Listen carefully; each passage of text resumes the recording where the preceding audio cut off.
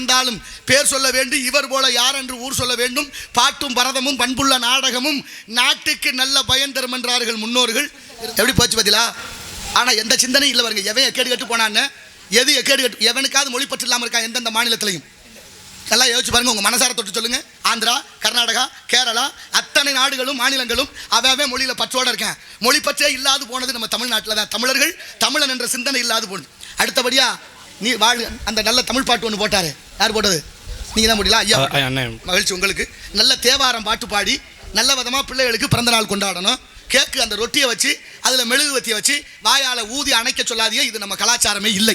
தயவு செய்து பிறந்தநாள் கொண்டாடுபவர்கள் ஏழைக்கு ஏதாவது உங்களால் முடிஞ்சதை செய்யுங்க. கோயிலுக்கு கூட்டி போங்க. அந்த குழந்தை பேரில் ஒரு அர்ச்சனையை பண்ணுங்க. ஒரு இனிப்பு வாங்கி 4 பேருக்கு கொடுங்க. ஒரு புத்தாடையை கொடுங்க. வீட்டில் அந்த மாதிரி மங்களகரமாக கொண்டாடுங்க. விளக்க அணைச்சு கொண்டாடும் கலாச்சாரம் அது தவறு என்பதை என் அறிவில் சிறந்த பெரியோர்கள் புரிந்து கொள்ள வேண்டும் என்று கேட்டு